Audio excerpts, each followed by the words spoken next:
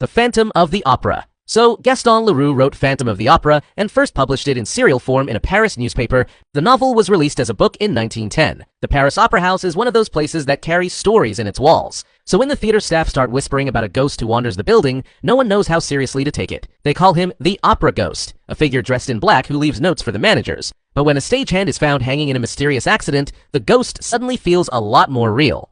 Well, imagine all of those rumors turning out to be one single dude who lives inside the walls, writes threatening messages, steals your money, controls the stage lights, and occasionally drops a chandelier on people. The story opens in the Paris Opera House, which is basically a giant maze with 17 floors, underground lakes, and more secret doors than Hogwarts. Our main girl in the story, Christine Daae, is a shy Swedish soprano who suddenly becomes an overnight star. People are confused because just a few months ago, her voice was decent, but now she sings like an angel. Well, turns out, Christine has been secretly hearing a voice in her dressing room. Christine believes it's the Angel of Music, a figure her father told her stories about before he died. She thinks it is guiding her and teaching her to sing. After that, we see Raoul, who came to see Christine's debut. He remembers her from their childhood in Sweden and immediately falls in love again. After the performance, he tries to meet her backstage, but she avoids him. She asks him to forget her and stay away. He insists on seeing her again, and when he finally does, he hears her speaking to someone inside her dressing room, even though the room is empty.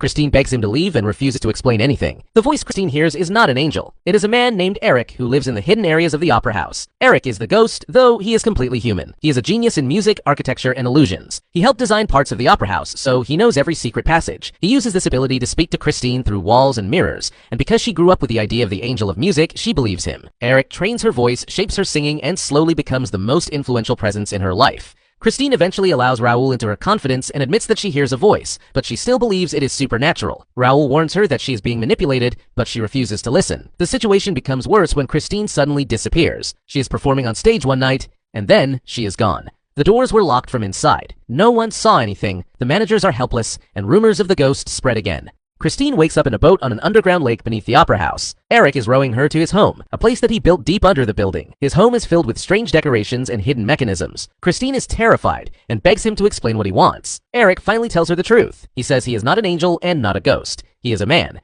He removes his mask and shows her his real face. And Christine gets horrified.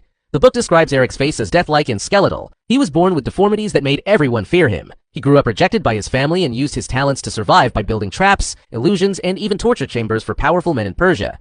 Eventually, he fled and hid in the opera house where he has lived ever since. Christine feels pity for him, but she is also terrified because Eric is not just lonely. He is obsessed with her. He wants her to love him and stay with him forever. At the same time, he begs for affection like someone who has never received kindness in his life.